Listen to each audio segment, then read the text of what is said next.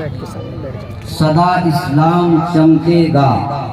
محمد مصطفیٰ صلی علیہ کا نام چمکے گا۔ اسلام کی فطرت میں قدرت نے لچک دی ہے، اسلام کی فطرت میں قدرت نے لچک دی ہے، اتنا ہی یہ ابھرے گا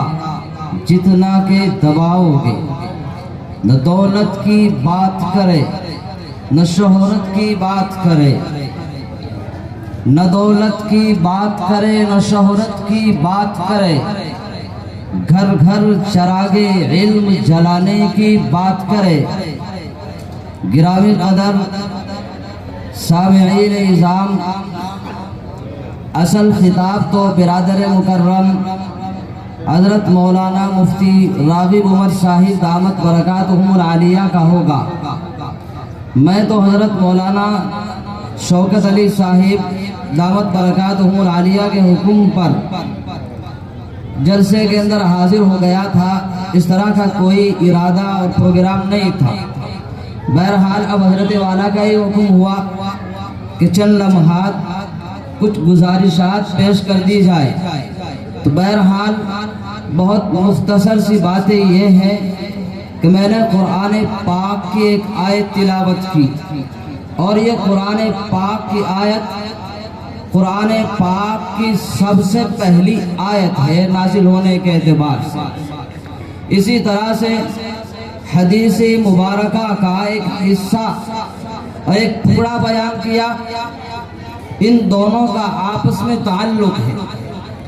اب دیکھنا یہ ہے کہ قرآن پاک کی اس آیت کریمہ میں اللہ رب العزت نے پیغام کیا دیا ہے،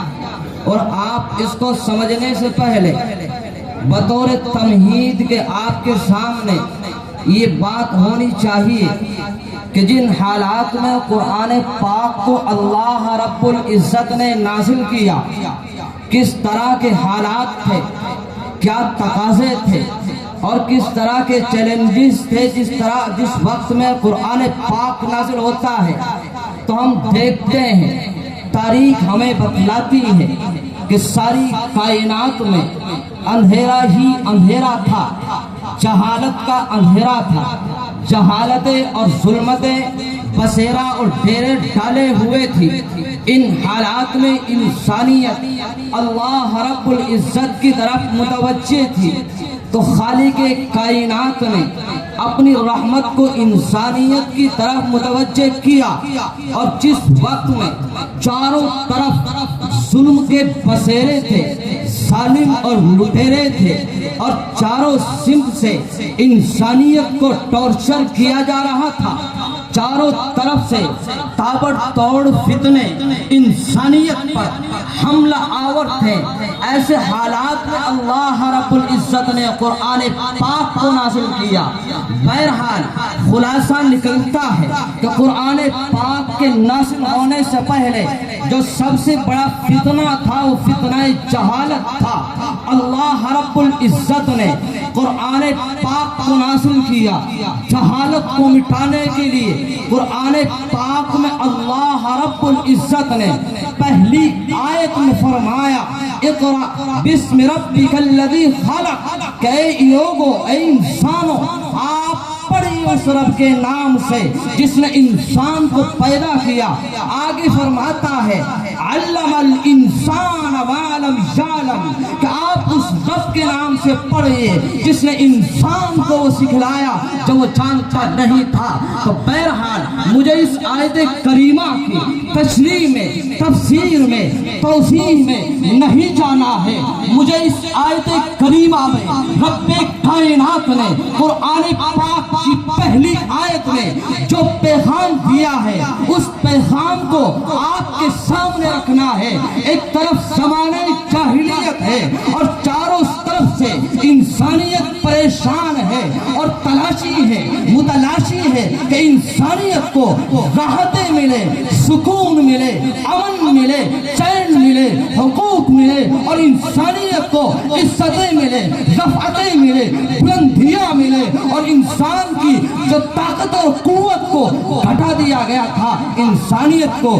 روحانی طور پر مضبوط کر دیا جائے۔ بہرحال قرآن پاک کی پہلی آیت میں اللہ رب العزت نے انسانوں کو پیغام دیا کہ تمہیں طاقتیں ملے گی تو وہ قرآن پاک کی تعلیمات پر چلنے کی بنیاد پر ملے گی، جہالتیں مٹے گی، ظلم مٹے گا تو قرآن پاک کے علوم کو حاصل کرنے کی بنیاد پر ملے گا۔ بہرحال آخری بات کرنے لگا ہوں کہ قرآن پاک میں اللہ رب العزت نے پہلی آیت میں پیغام دیا، ایک طرف زمانہ جاہلیت ہے اور ایک طرف قرآن پاک کی پہلی آیت میں اللہ رب العزت کا انسانیت کو اور زمانہ جاہلیت کے جہلا کو اللہ رب العزت انسانوں کو علم کی طرف متوجہ کر رہا ہے۔ تو ایک طرف تو قرآن کی پہلی آیت میں تعلیم کا پیغام علم کی طرف انسانیت کو متوجہ کیا، دوسری طرف جس پیغمبر پر، جس نبی پر، جس رسول پر، جس شخصیت پر، کون رسول، کون پیغمبر، وہ جو نبیوں کا امام ہے، جو نبیوں کا رہنما ہے، جو بدر الدجا ہے، جو شاہ بدر و حنین ہے، وہ ایسا مطہر، وہ مصفہ، وہ مجلہ، وہ در اعلیٰ جن کے قدموں کی چمک چاند ستاروں میں نظر آئے، جدھر سے وہ گزر جائے وہی راہ چمک جائے، تمک جائے، مہک جائے، بڑے رونے کے گلزار۔ اے ادیبو اب یوں ہی الفاظ کے انبار میں ہم ڈوبتے رہ جائے لیکن حق کے ثنا گوئی عطا پھر بھی نہ کر پائے۔ یہ جذبات و زبانوں قلم و فکر و خیال، کیونکہ ان کی مدحت تو ملائک کا وظیفہ ہے، صحابہ کا طریقہ ہے، عبادت کا سلیقہ ہے، رب کا پسندیدہ ہے۔ ایسا مطہر نبی، اتنا اونچا نبی، اتنا بلند والا نبی جب اپنے آپ کو زمانہ جاہلیت میں انسانوں کے سامنے پیش کرتا ہے دو چیز سامنے آتی ہے، ایک قرآن پاک کی پہلی آیت اور پھر اس نبی نے اپنا تعارف انسانوں کے سامنے کیا۔ کس انداز میں یہ نبی اپنے آپ کو انسانوں کے سامنے پیش کرتا ہے؟ فرمایا لوگوں بعثت معلما، میں معلم بنا کے بھیجا گیا ہوں، میں ٹیچر بنا کے بھیجا گیا ہوں۔ بات بالکل آخری مرحلے میں ہے، ایک طرف قرآن کی پہلی آیت اور ایک طرف نبی پاک کا اپنا تعارف انسانوں کو پہلی آیت میں پیغام تعلیم۔ نبی پاک نے اپنا تعارف کرایا تو معلم ہونے کی حیثیت سے کرایا۔ اب ایک سوال کرتا ہوں کہ جس قوم کا، جس امت کا نبی اپنا تعارف معلم اور ٹیچر ہونے سے کراتا ہے اور جس قوم کے پاس میں کتاب ہدایت اور اللہ رب العزت کی کتاب میں پہلا پیغام تعلیم دیا گیا ہے، آج وہ قوم تعلیمی اعتبار سے کہاں ہے؟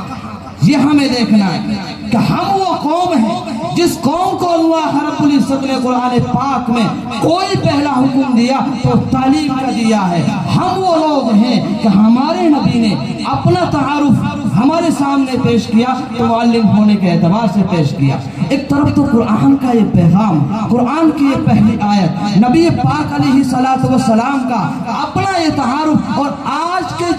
اس دور میں 1400 سال کے بعد جب ہم امت محمدیہ کو دیکھتے ہیں تو ہمیں نظر آتا ہے کہ یہی وہ قوم ہے جس قوم کا نبی قرآن کی پہلی آیت میں جس قوم کو تعلیم کی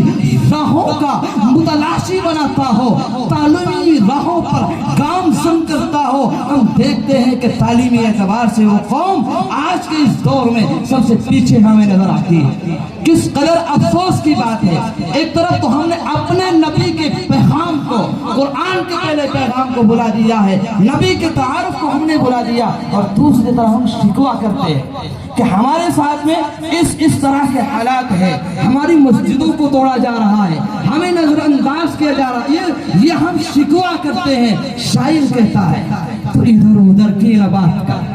اس دور میں جب ہماری زبانوں پر، ہماری سبھاؤں میں،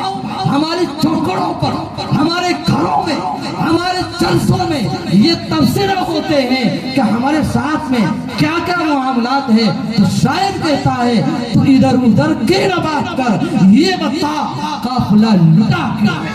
تو ادھر ادھر کی نہ بات کر، یہ بتا قافلہ لٹا کیوں ہے، مجھے رہزنوں سے گلا نہیں، تیری راہبری کا سوال ہے۔ تو زمانے کا امام بنا کے بھیجا گیا تھا، تو لوگوں کو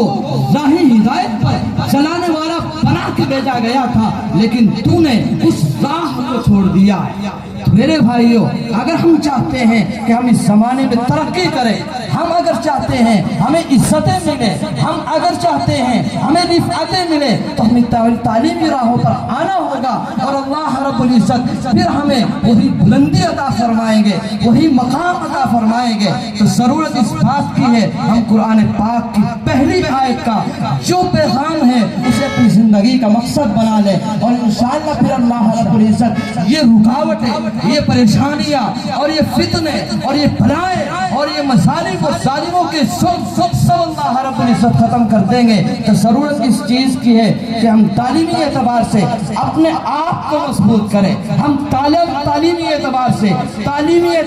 اتنے مضبوط ہو جائیں کہ کوئی ہمارے سامنے آئے تو ہم تعلیم کی بنیاد پر اپنی راہوں کو جو ہے آسان کر سکتے ہیں۔ ہمارے مسائل اگر حل ہو سکتے ہیں تو وہ مسائل حل ہونے کی چیز ہے تعلیم۔ تو اس لیے ہمیں چاہیے کہ ہم دینی تعلیم کے اعتبار سے بھی اور دنیاوی تعلیمی اعتبار سے بھی ہم مضبوط ہو، اور تعلیمی طور پر جو ہے ہم پورے اس قدر مضبوط ہو کہ ہم کسی سے پیچھے نہ رہ سکے۔ انشاءاللہ اس کے اوپر جو ہم کوشش کریں گے۔ آؤ دوستو ایک کام کرے، اسوہ مصطفیٰ کو عام کرے۔ آؤ دوستو ایک کام کرے، اسوہ مصطفیٰ کو عام کرے۔ جن چراغوں سے ہوتا ہو زمانے میں اجالا، ان چراغوں کا اہتمام کرے، اور وہ چراغ ہی دینی مجالس، وہ چراغ ہے جلسے، وہ چراغ ہے یہ مدارس، وہ چراغ ہے یہ علماء کی محفلیں۔ اگر ہم ان چراغوں کو اپنی زندگی کا مقصد بنائیں گے تو انشاءاللہ ابھی اس طرح کے حالات آئیں گے کہ اللہ تعالیٰ راحتوں میں، تو ہماری پریشانیوں کو راحتوں میں بدل دیں گے۔ اس لیے ہمیں قرآن پاک اور دنیاوی تعلیم کو ہر اعتبار سے اپنے آپ کو مضبوط کرنا ہوگا۔ ایک طرف تو ہمارے گاؤں کے اندر اتنے بڑے بڑے مدرسے ہیں، لیکن دوسری طرف اکثریت جو ہے، اس گاؤں کی بات نہیں، امت مسلمہ کا یہ حال ہوگا کہ ہماری نمازیں تو صحیح نہیں ہے، ہمیں قرآن اتنا بھی صحیح پڑھنا نہیں آتا کہ جس سے ہماری نمازیں صحیح ہو سکے۔ اس لیے ہم اتنا قرآن سیکھیں اور اللہ رب العزت سے دعا کریں کہ اللہ تعالیٰ ہمیں جو پریشانیاں ہیں اللہ تعالیٰ ان کو آسانیوں سے بدل دے۔ پہلے تعلیم سے تم موڑ دیے جاؤ گے، پھر کسی جرم سے تم جوڑ دیے جاؤ گے۔ پہلے تعلیم سے تم موڑ دیے جاؤ گے، پھر کسی جرم سے تم جوڑ دیے جاؤ گے۔ ہاتھ سے ہاتھ کی زنجیر بنا کر نکلو، ورنہ دھاگے کی طرح توڑ دیے جاؤ گے۔ سامعین مکرم، یہ تھے نوجوان خطیب مفتی محمد عادل جو